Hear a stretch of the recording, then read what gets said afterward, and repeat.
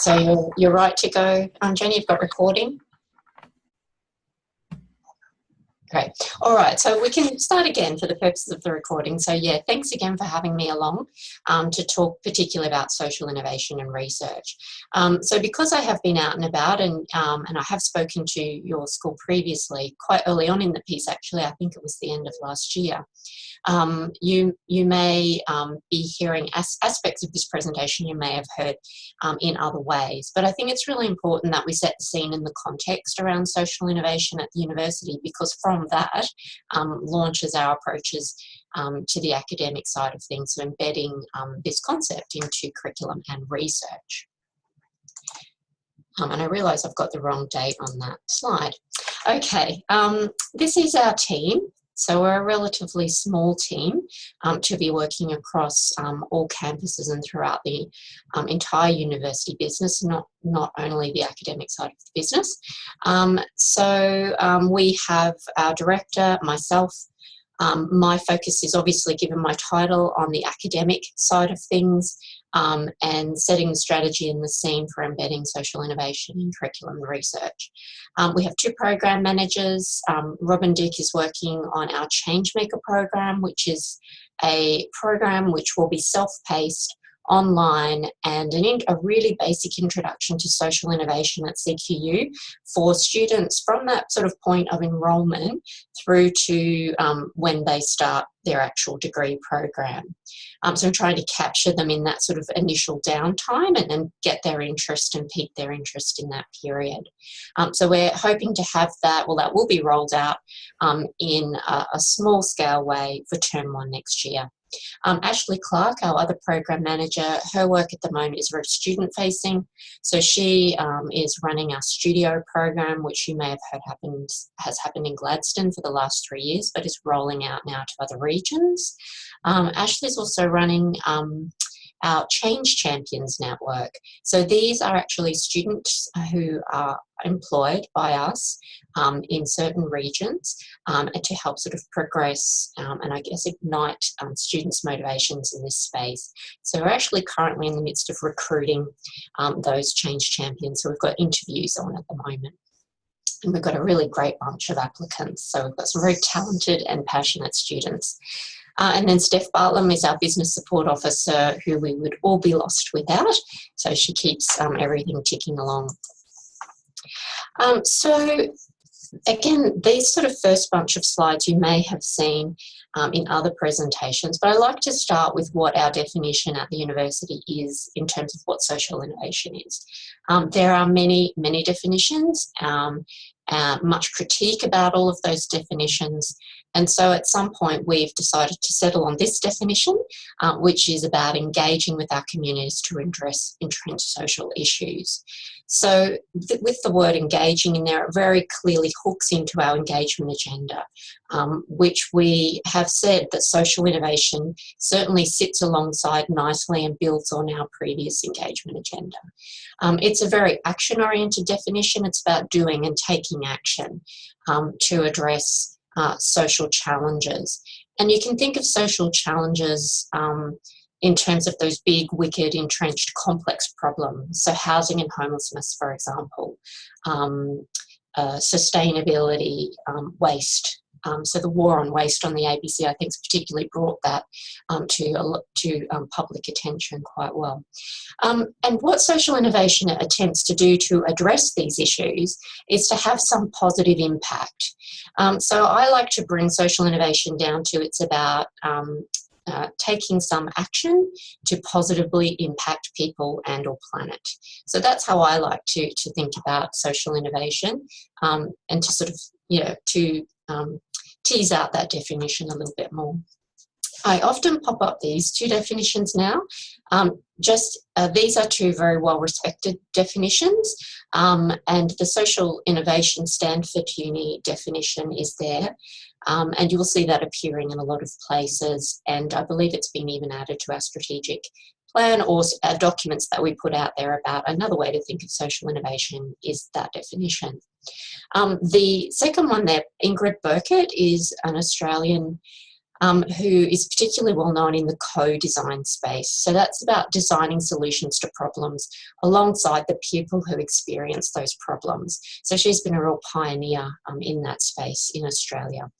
And I really like her definition because she refers to people and planet, and about harnessing assets and meeting needs for the benefit of people and planet. So social innovation, in some ways, we know we've done social innovation once we've evaluated it and we can see that we've had a positive benefit to people and planet. If we've intended to have some positive benefit, but in fact we haven't, that's just how it's turned out, then in fact we probably wouldn't say it's a social innovation if it hasn't had that positive impact. But when we embark on these kinds of social change innovations, we, to the best of our ability and our intentions, that I have a positive impact, but sometimes it just doesn't happen. And that's an important part. The innovation part is about when we don't get that success, why is that? And so we need to have quite agile, nimble processes of testing ideas, finding out if they work or somewhat work, tweaking them quickly, and then implementing them again. So if that sounds a bit like action learning, it is quite similar to action learning and action research. So it's about planning, collaborating, implementing, and then reviewing and evaluating with the view to actually improving the next iteration. So yeah, I think I've pretty much said this. So engagement is about building the relationships. It isn't social innovation in itself. Social innovation often leverages that engagement. And we can think of, I think to date, the university has been very strong in the giving back agenda. So that's where we offer resources in terms of time or money to actually give back to a community, to help support them in some way, to address a social issue in some way. So Salam Balak is a good example of that. Social innovation is, I guess, in its best form, its most successful form, is about actually addressing the underlying issues. So if we're giving back by trying to support people who are in poverty, a social innovation would be, well, let's actually address the underlying causes of poverty. So they're both having a social impact, but social innovations are those that seek to actually address those root causes. Again, some people might have a different perspective and see giving back and social innovation as really sort of ends of a continuum. So I don't think that's incorrect. That's just another way of viewing it. At the university, as you would be aware, social innovation is now embedded, has been embedded in the Vice-Chancellor's Daring to be Different document, which rolls down through the university plan, and there is also our social innovation strategy, which was released about October last year at the Senior Leadership Conference. Now, it is available on StaffNet, at the social innovation side of StaffNet, and I'd encourage you to have a look at it. It's not a particularly text-heavy document, and I'll talk a little bit about the pillars around which that document has been structured shortly. You can also see to the right there that we do have a connection into Academic Board through our Social Innovation Engagement Committee. So we do feed up through into Academic Board in terms of that committee. That committee has a lot of external engagement from stakeholders and partners who have a lot of expertise in this space, and we really value that sort of presence in the committee. So we have 4 people who are external to the university and that committee. Okay, so this is the pillars of our social innovation strategy. There are 6 pillars, and these actually come from Ashoka U. And as you would also be aware, we are an accredited Changemaker campus with Ashoka U, and were inducted formally into that status at the Ashoka U Exchange in Miami earlier in the year. So they talk about these 6 pillars when they're assessing institutions to become Changemaker campuses. So it made sense to us to actually build the strategy around those 6 pillars, and not only just because that is what's required for accreditation through Ashoka U, but it gives really good coverage of all aspects of our university business. So you can see we have teaching and learning, which is what we would call the curriculum, coursework, work integrated learning, service learning, which also crosses over into the applied learning bubble that you can see third in there from the left. So there's a lot of crossovers, I think, particularly in these first three, because community and culture, often our applied learning experiences are about engaging with community and culture, whether that's locally or internationally. So in the strategy document, we do have a number of current, past, current and future activities in these spaces. And I think the strategy is very good at guiding us. So we're learning all the time as an Office of Social Innovation, but it still is the strategy is still standing us in good stead. And in recognition of the overlap of these bubbles, you'll see some activities actually appear in different sections, the same activity appearing in different sections or different pillars. Leadership is about our leadership, I guess, globally, internationally, and in our region, in terms of thought leadership, university leadership in this space. Strategy and resources is more about our internal leadership. Social procurement is something we'd like to progress at the university and would sit within that strategy and resources section. And then we have research, which we sometimes move these bubbles around, and I've put it at the end for today. Because and I'll talk more about this shortly, I think research opportunities exist in all of those other bubbles. So we can research social innovation in teaching and learning, community and culture, applied learning, leadership and strategy and resources. So it's about where does the opportunity sit for you and your school, what would best align with you and your school. The benefits that we hypothesise in some way of taking on this social innovation agenda so fully and completely is that we envisage and project that it will have benefits for students. And these are the benefits we've particularly highlighted in the strategy, but there of course will be more that will come to light and be articulated as we go forward. But at this point it's about fulfilling unique graduate attributes. So last week it was at Learning and Teaching Committee, we were approved a new graduate attribute called Social Innovation Mindset. So that needs to go to Academic Board for noting, and all going well there, we will have that graduate attribute that then will sort of underpin that ethos, I guess, throughout our curriculum in particular.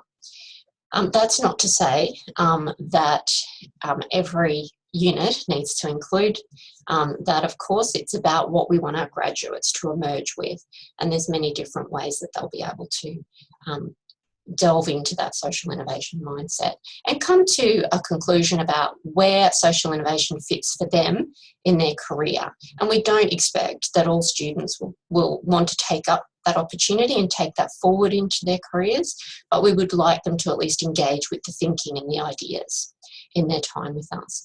We would also hope it enhances employability skills, enhances student experience, and we hope that links also to student retention, and supports development of students' own social, political, environmental awareness.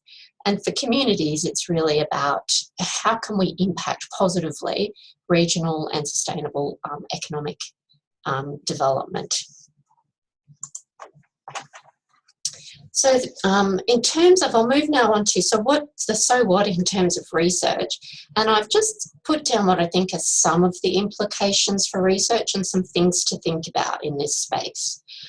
So I'll go through these dot points. So the first point that I want to make is about the current state of social innovation research.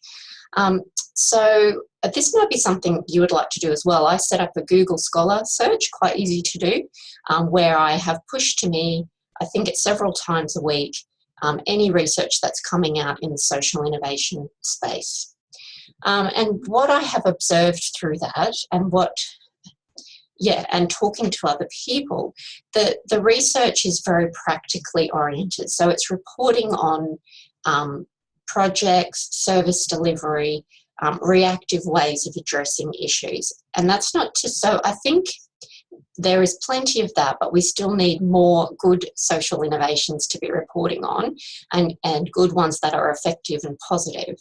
But what seems to, I think where the opportunity, and this is totally my point of view, is to actually bring in some conceptual rigour around some of those programs, those social innovation programs.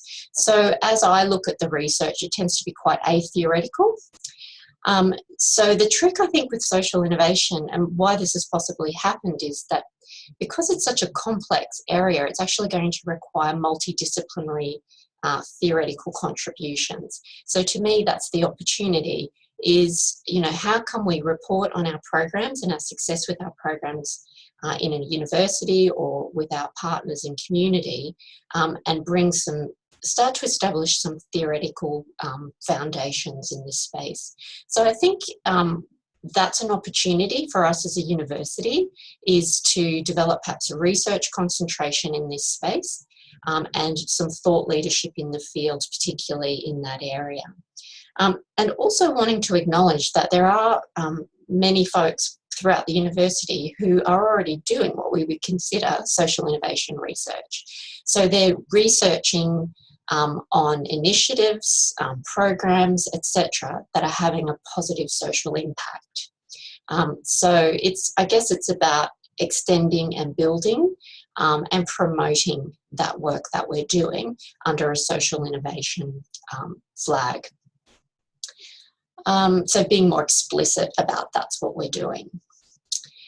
So sort of coming down from my comments about the multidisciplinarity of the field, the practical field, and that needs to flow through into research as well. And I from my point of view, CQU already does this quite well. Collaborative partnerships through our engagement agenda and multidisciplinary.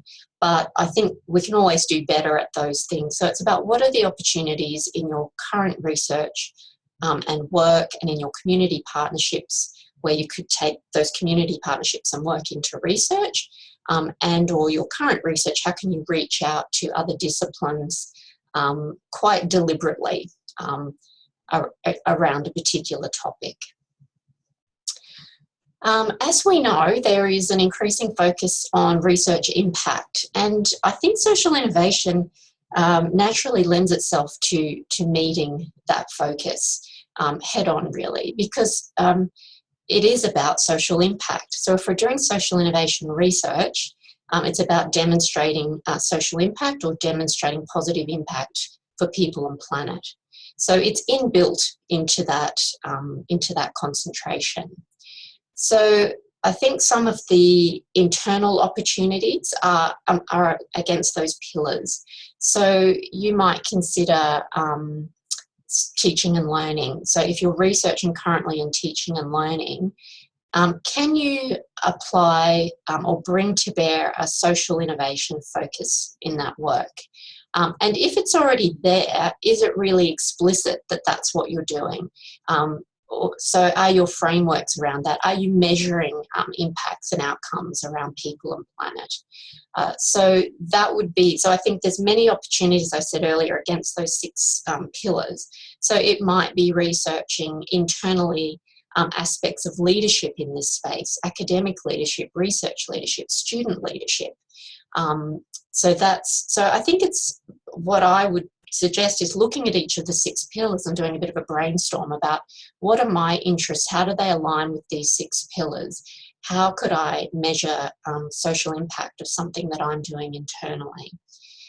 So I think there's lots of opportunities in and amongst the 6 pillars there. Externally, there's about looking at the social impact of our engagement work. So who do you already have partners with, as I alluded to earlier, and what community activities are you engaged with that could perhaps become also research projects. And I referred to action learning. Action learning is a natural and nice fit with social innovation practice.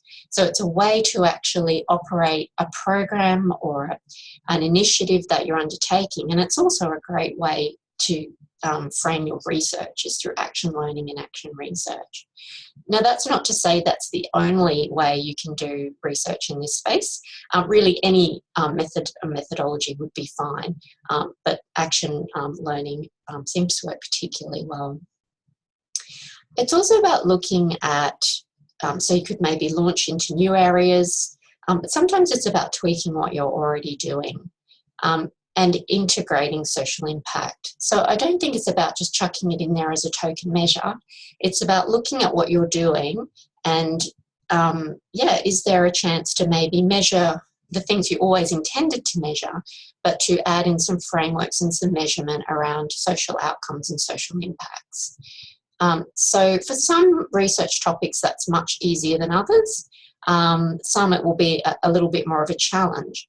And what I would suggest there is for those areas about having maybe conversations, if you're in sort of maybe, I'll just pick an extreme example, physics, and you're thinking, how on earth would I integrate social impact into my work? Well, I actually don't know the answer to that. But if you had conversations perhaps with some social scientists or some people out there in community tackling social issues for people and planet, who knows, perhaps there is some ideas there and some points of connection around how you could integrate social impact into that work. So I've picked a really extreme example, and I don't have the answer to it, but it's more the process of coming to those answers. I think it's also about thinking about the social outcomes to impact pipeline and thinking about the scalability and sustainability of your research. And this isn't probably a comment that applies just to social innovation, it applies broadly to research. But I'll pop up this next slide here. So one way to think about social innovation impact is actually a really difficult thing to achieve. It's usually achieved over a long period of time and has quite significant, far-reaching consequences around a complex issue. So we tend to think of impact at the pointy end of this slide that I have up here, which is about framework change, where we actually affect the mindsets and behaviours of populations, plural, and countries in the globe, and we create a whole new paradigm shift. And I'd actually put social innovation, social enterprise, those kinds of concepts actually at the pointy end as an example. We are seeing, not just in our university, but globally, I think as evidenced through the Ashoka U network, this real desire for social change through social innovation and enterprise. So if we come to the other end, which is more so about outcomes, so that's direct service. That's where we have our effects on people and planet through direct service, where we work with individuals or communities with a particular need. So that might be housing and homelessness. Or we might provide some sort of mentoring initiative where it benefits a few individuals or a community. A scale direct service is where we scale it up and out perhaps. So out in terms of we're dealing with more than one community need, or up in terms of, yes, we're also dealing with many individuals. So it's still direct service, but it's quite scaled out. So this is where our mentoring program might become Australia-wide or initially statewide and then Australia-wide. So just using mentoring as an example. A systems change, and this is where we're starting to hit impact, is where we're looking at the root cause of the problem. So if we're putting in a mentoring program and we analyse the data and we find that a lot of the mentoring that we're doing has its root cause in poverty. So what we would do, we would still continue perhaps our direct service to address those issues, but we would actually then set also about alleviating poverty. So you can see that's a whole different ball game in that it's a much more complex proposition. And I think we need to be really realistic and not think that we are going to address poverty with one research project, a year-long type of project. It's really going to require many researchers working across the globe to work on this problem. But that's the systems change area, and that's where we start to have real social impact. And then I mentioned framework change as well. So if you think of your research perhaps as you might be working at a direct or a scaled direct service, so it's about what sort of outcomes are you showing from there that can help you to get the funding, support, partnerships that can take it up into those next levels and enter the systems change space. Or if you're in the direct service space, working in that space, getting your evidence and data to build relationships, partnerships, grants, and expertise to move up into scale direct service. So all of this is important in social innovation. We can't go straight to framework change. We do usually have to start at the beginning and work our way up through the pipeline. Another way to think of that pipeline in terms of your research and where you might start and end up is using human-centered design and co-design elements. So human-centered design is a way of approaching and coming up with solutions to some of these really challenging problems. And the stages that are pretty much standard throughout human-centered design are discover, design, and deliver. So you could also think of your research developing over time in terms of starting with the discovery. So what insights can we gain into the problem in this community or for this group of people? So that may be where your research focus or has focused. It might then move into design for ideas. And social innovation is very much about collaborating with others and the people who experience those issues to design the ideas about how to address them. So that might be in your pipeline, sort of as a next project or next set of projects or where you want to take something. And then the actually delivery itself and what are the impacts of the delivery might be another stage. In fact, you might do all of the stages in the one project, but it's just a way to think about how you could divide it or how you might present an initiative according to all three stages. So again, I think it's a practice model. It's how we often work in the social innovation space, but I think it's also a nice space for researching a framework. And again, it's very oriented to action learning. My last point is about internal and external grant opportunities. What grants there are around is not my area of expertise, but what I can say is when we move into the impact space, we're moving into community impact, people impact, and that opens up a whole range of other funding opportunities through community grants and the like, rather than the usual typical research grant space. So I think there are the opportunities there, and many of those are only accessible through community organisations and community partners. So in a way, again, it's about doing engagement, building relationships, listening, hearing the stories, and together perhaps coming up with a research project that will actually have impact. So it meets our needs as a university for research, but most importantly meets the community's needs for some sort of social change. A couple of internal grant opportunities I'll just mention now.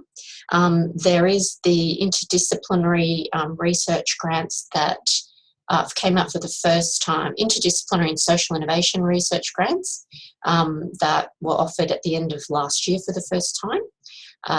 And of those, I think one was a social innovation specific award of those who were successful.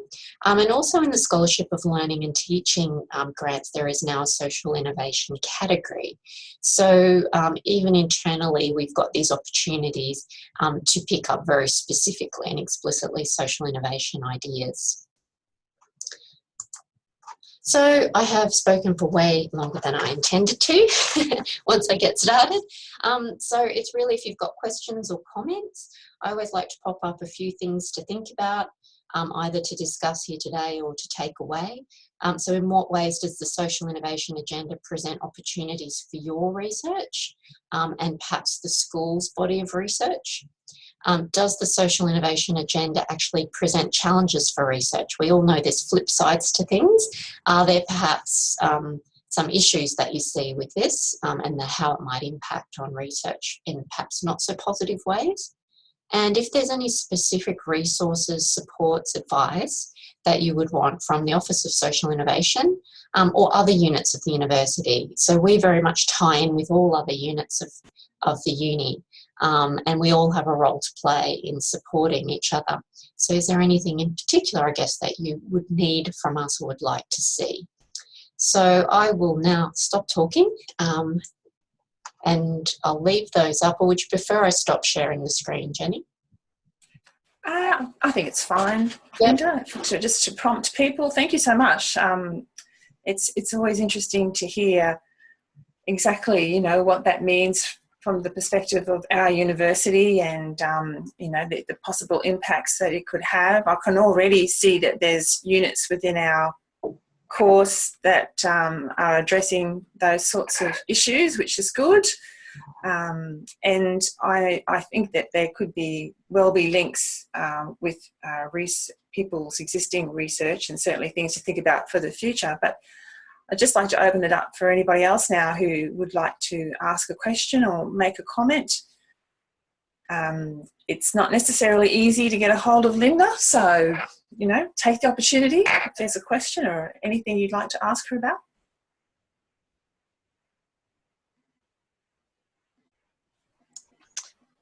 Oh, Linda, thank you so much for your presentation. It's Helen Holden here at the Gladstone campus. Hi, Helen. Hi, and I can see, you know, that it's really exciting that the university is going down this path, and, you know, it's close to my heart, all of these sorts of things. But, you know, at a very personal level, I guess that in class, I do try my best to be a social innovator, and I can give you an example. I had a group of students who were writing an essay on, you know, Australia's throwaway society, and we were looking at the war on waste. And for the very first time, the majority of those students actually watched the ABC and had their eyes open to what other possibilities of things that they can view online. And in fact, quite a number of them reference the war on waste in their essays. And so that was just one small thing from term one. But just a general comment that I think it's really great what you're doing. So thank you for your presentation today. Thanks, Helen. And I think that's a great example of the things which we think are small, but that if we all are looking for those opportunities to embed in that way, in that real way, that all does add up. So, and really fits that graduate attribute of a social innovation mindset. So we don't want to force anybody to be a social innovator or a change maker. We just want them to be aware, global citizens. And that's a perfect example of one way that we can do it. And it sounds like it fitted with your unit. It wasn't about, changing your unit in such fundamental ways that you're still not achieving the learning objectives that you want to. So thank you for sharing that. Anybody else? Yeah, I'll just say, sorry, Oh, Bruce, we can't see your lovely face. I know, sometimes it's a blessing. I don't know, there's a problem with the camera, but yeah, okay. Look, for me, thank you so much for, I think, providing the frameworks, particularly with that idea of like having to collaborate with others, because I've been running an external engagement project for refugees, asylum seekers and recent migrants, and it's very much, I feel, not actually getting the cohort that I wanted. We seem to have a cohort now of quite wealthy Chinese who, it wasn't part of the original sort of idea. So my next plan was to open it up to other unis and try and get them involved. And it's just very reassuring to know that I guess that the framework sort of suggests that is the way that it needs to roll out. So thank you so much for that. And yeah, just basically for for contextualizing everything. Thank you. Yes, you're welcome. And yeah, that sounds like a great next step you're planning in terms of going out to other unis. And also, if you aren't reaching the audience that you were expecting or where you started off as, that's where co-design is a really nice add-in to actually go to the people that you were hoping to target and sitting down with them and saying, look, how come you're not there? Like, what would it take to get you there, and redesign with them. So so co-design, I think, fits beautifully too when we often get a bit stuck with our research, or we're not going the way we think, or in our teachings, to actually come down to the folks that we're serving and ask them, you know, what ideas do you have? That's right. We started actually doing that, and it's very much a location issue. They were coming in to the city, and we were using CQU Sydney campus, and they just can't afford it. Because most of the asylum seekers, refugees live in Western Sydney. It's a long way, and it costs them. So yeah, I think we now have to go out to them, into their communities, rather than the other way around. Yeah, again, a perfect example of how socially innovative research and work occurs is, you've already decided we've got to go to them. It's just not going to work the other way. So great examples. Thank you. Yeah, that's a really great example of social innovation. Thanks for sharing that, Ruth. That's a really wonderful initiative that they've got going in Sydney, trying to get their conversation classes going, their classes going with the adult migrants. And even so, Ruth, some wonderful things have come out of what you guys have put together. So it may not be how you originally intended, but it's not to say that you haven't had some really positive outcomes. Yeah, definitely. It's been very rewarding for us and for a lot of the people who've been involved in it as well. Yeah. Then one of the questions that I have is, I mean, even what Ruth is describing, there's a lot of effort that's gone into that, in reaching out to people into the community. Does it always have to be reaching out though? Like when we are looking at making a positive difference for our own student cohort, can that also be something that would fall under that umbrella term of social innovation? Yeah, I think very much so. And I think that's what I was trying to get at with the internal opportunities, that it isn't, in a way, what CQ Uni is doing and what we've done in the past, say with STEPS programs and so on, have been experiments, social experiments, trying to make a difference and trying to make a change. So in that sense, I think we can look internally. It's just about coming back to, am I having a social impact, or am I measuring that in my work? And am I measuring outcomes or impact or both? So I don't know if folks here have used program logic before. It's a way that program managers usually set about structuring their programs from the beginning in terms of what are the inputs, outputs, outcomes, and impacts that we're hoping to achieve. And I love program logic for its simplicity. It's got a lot of connections with good research practice. But I think if we think about our internal, what, for example, STEPS do for students, what are the inputs, what are the outputs, the actual tangibles, but what outcomes are we having? What changes are we making in our students? And this is the communities that they're based in. And impacts might be those longer term. So over the history of STEPS, for example, what social impacts, what impacts on people and planet have there been because of STEPS at CQ University? So absolutely, I think we can look inwards to the things that we're trying to do in this space. Any other questions or comments for Linda? Sorry, Lee, we have taken up a lot of time with this, but it just seems too good an opportunity to pass up. I just wanted to say something about action research, because I always thought that action research was when an educator decided that they wanted to try something in their classroom. And so they would try that initiative and then they would report on that initiative. And I thought that was the extent of action research, but I've been learning quite recently, Carolyn has too, that action research is more than that, but it's actually about collaborating with the participants in your research.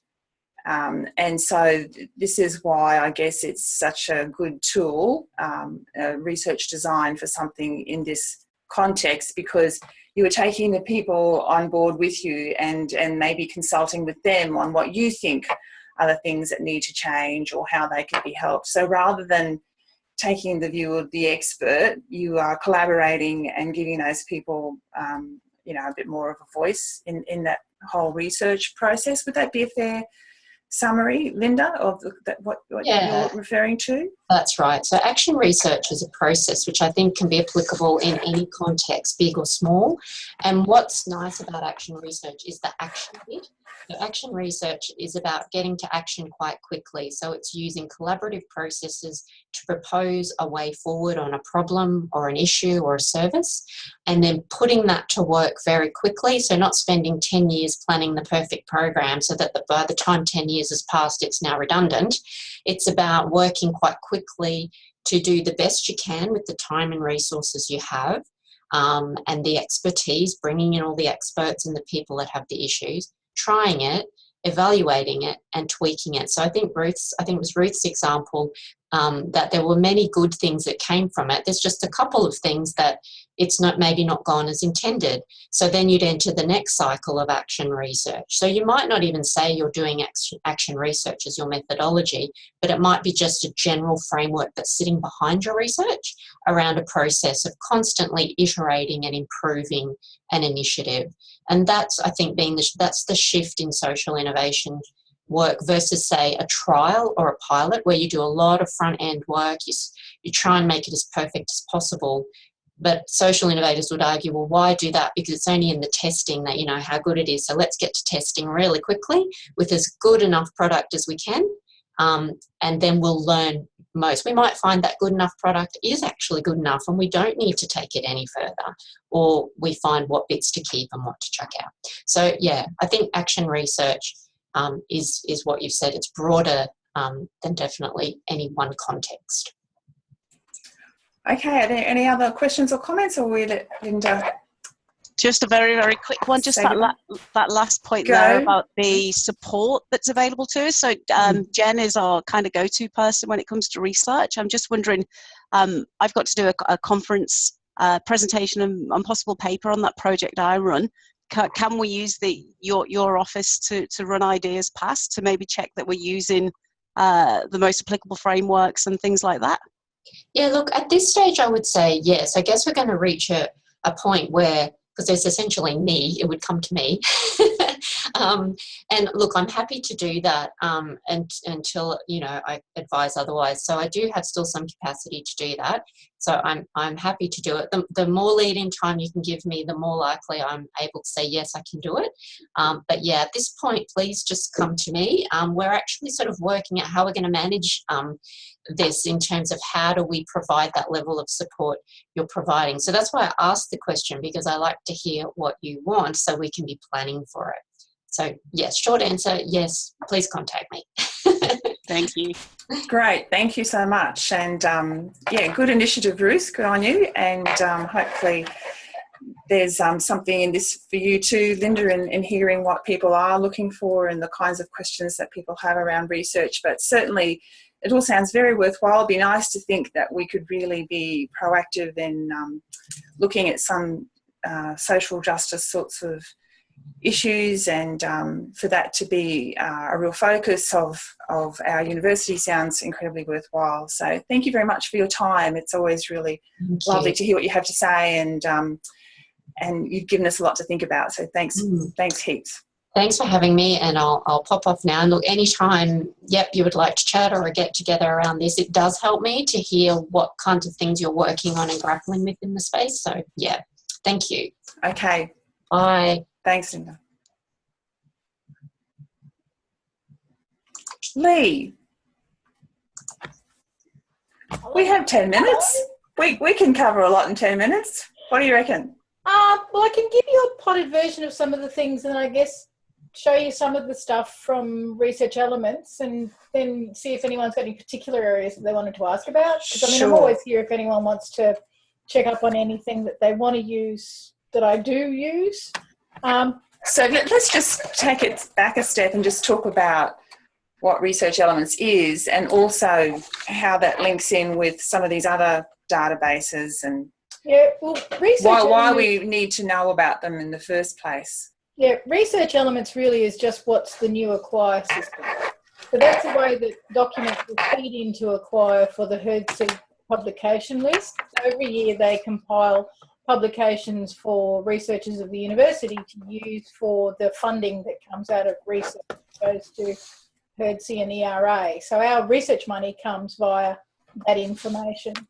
We used to have the Acquire system. So if you've published anything, you would have used Acquire to submit it to the repository that the university has.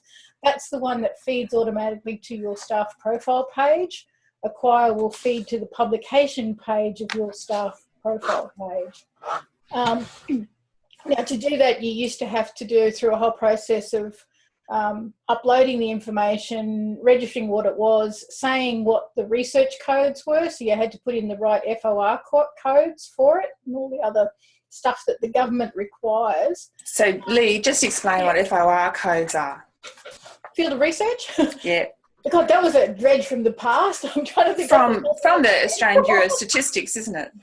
It's all for statistical. It's just to break it up. So when I do research, it's usually parasite ecology. So it comes in as taxonomy, zoology, phylogenetics. You pretty much you go to the government ERA site, you look up the fields of research codes, and you've also got to there's a social code as well. I forget what that's called.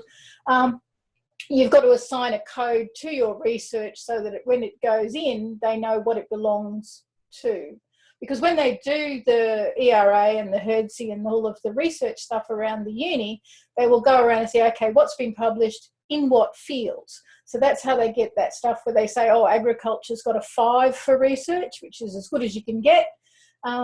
That's because they've published all of this stuff in that particular field of research. So everyone, depending on what you're doing, if it's in education areas, there'll be fields of research that you use. If you just wanted to have a scan of those, if you haven't seen them, I'm sure if you put in a Google search for field of research and maybe ERA, you should come to the place where you need to go to look to find the field of research that you will use with your particular publication when you submit it. I was really hoping that Research Elements would take a lot of the grunt work out of submitting to Acquire, because it's a tedious process. You load up a copy of your publication, you put in all the information, you submit it to them, and then you just wait for like half a year, and eventually it'll go into Acquire once it's been approved by the Acquire and library people that it's actually acceptable, that it fits within the code you're trying to put it in for, that it is accepted by ERA as part of a research output, because there's rules and regulations. Research Elements will actually take some of the grunt work out, but not all of it. So with the new setup, you can actually go in and set it up so that it will search through Scopus and ORCID to find publications that are registered on Scopus or ORCID, and you can then import that information into Research Elements, but then you've still got to upload a copy, you've still got to provide the FOR codes, you've still got to do a lot of the grunt work that sits around that as well. So Lee, you might have to explain what Scopus and ORCID are too. Yeah, well, those are two of the things I was going to talk about. Okay, cool. I use Scopus as my primary research database simply because it's a science and technology one. It also covers all disciplines. It's owned by Elsevier now. Elsevier, Scopus, yes, it was bought out by Elsevier in 1995. You cannot set up a Scopus record. It will only be set up if that journal is indexed by Scopus. But the good thing about it is it will set up a whole heap of stuff. So if I share, what do I want to share? Where's my Scopus record here? Okay. Got so many bloody screens open at the moment. That's the one I want to share. That one. Okay, so you should see coming up a document search Scopus. You will get a Scopus link through the library. So if you go in through the library, we've got a subscription to Scopus, and then you just go in and do a search. So this is your basic document search. What else is really good about Scopus is it's all indexed for you, so you don't do anything except use it. You can search for authors. So if you choose an author search, all you need to do is put in your name and do a search, and it'll find everyone who's registered with that name, and it will give you all of the documents that are registered in Scopus under that author name. the other really good things it will give you, it gives you a link to ORCID, which is a individual researcher ID. Scopus give you an ID as well, but if you could actually have multiple Scopus records. But the idea is that you try and get them all amalgamated into one, and there is a method on the research elements that tells you how to request that. You can't do it, you have to ask Elsevier Scopus to do that for you. But what's good is it gives you all of the data for all of your indexed papers, which is you need if you're going for promotions, you can just print out all this sort of stuff. So it'll give you the publication detail, the authors, the journal details, publication details. It'll tell you how many times it's been cited, which is what you're really after when you're using Scopus as an author record, is your citations. So it'll do all that for you. If you go to an individual paper, you can see really nice links to all of your references that you've done. So you can link to, I use it to search through papers to go forward and backwards. You can actually go and find papers that are cited by a publication, but you can also go and search for everything that cites a publication. So in your record, you can actually see, if you click on the number, so I've got 2 people have cited in Scopus documents, this paper. If I click on that, it will give me the links to those 2 papers. So it's an excellent research tool that I tell all my students to use because it's biology, certainly perfect. The other thing that it has is analytics. So if you look in the top corner here, you've got the number of documents. You've got this thing called H-index. Who knows what a H-index actually means? I looked it up just before. Okay. If you don't know what a H-index is, the number of papers that have been cited that many times. So if you've got 100 papers and one's been cited 5,000 times and the others have never been cited, your H-index will be 1. If you've got 20 papers and 5 of those have been cited at least 5 times, your H-index will be 5. So you can see that some of the researchers whose H-indexes are 30 have been very well cited. They've got at least 30 of their publications have been cited at least 30 times. That's all the H-index is. And it gives you, on here, you can get your H-indexes assigned by Scopus, which is certainly acceptable, and it'll show you the breakdown of, what's being cited at that many times. You can also exclude your self-citations, and I think mine comes down if I do that. No, it stays the same. Yes, finally. You can exclude your self-citations to say, okay, these ones are the ones that I haven't cited myself, other people have cited. But again, everything is linked really nicely. It's all there. So I use Scopus when I'm looking at my own metrics. If I want to use them for anything, I'll use the H-index out of Scopus. I'll look at how many papers are there because they will all be good, reliable, peer-reviewed publications. Okay, Lee, we'll probably have to wrap it up. I'm sorry. But we can continue talking about this at our next meeting. So it's just one of the things we have to get our head around, this research. And I must admit that even when I started updating the Moodle site and putting people's papers up, it made me really aware of the fact that some papers are not easy to get. Yeah. And so if they're not easy to get, like there's a couple that I've had published where people have to pay for them, and you're thinking, yeah, well, who's going to do that? And that's one of the traps. And so, yeah, unless the university pays for the license, for that particular journal. And the issue is too, if you're putting up access to things, like the other thing I was going to talk about is the self-archival databases that you can set up yourself. Sure. Again, you need to be very careful when you do that you only put up things where it is accepted to the publisher. Yeah, sure. Right. So it's like what we share on ResearchGate, if you put a full paper, etc. Yeah. So it is quite interesting. I must admit that it's taken me a while to get my head around it, and some of this probably sounds a bit of gobbledygook if you've never actually gone into this space and had a bit of a play around. But certainly when you are publishing things, then it's important to know, to think about, well, what sort of access do people have to your paper? You're not going to get cited if they don't have easy access to your paper. There are lots of places now that you can use. So there's at least 3 different self-archival places. Okay. All right. Well, you're saying you're all over it, Lee, so I will certainly be interested to hear more about that, but we will have to wrap it up. And Helen was also very patiently waiting in the wings if we did have some spare time. Helen, that was never going to happen. But to be honest, when I first asked Linda to present, she gave me the impression that it was going to be quite short, that her time was quite, precious, which is understandable. So I was really surprised and actually quite chuffed that she was happy to talk for that long. But the session did turn out a bit differently from how I thought that it would. But we'll wrap it up there. Thank you so much. It's great to see so many people on board. And next time we will have Alison Hanley talking to us about how to create the perfect surveys and survey questions, and on anyone who's interested in using that kind of a tool. It's good to know more about that. So she'll be talking to us about what she does in the Population Research Lab, and there will still be time to talk about, to continue this discussion, Lee, if you're around. And Helen, there should be time to hear about your wonderful Hawaiian adventure as well. Thanks, everybody. We'll leave it there.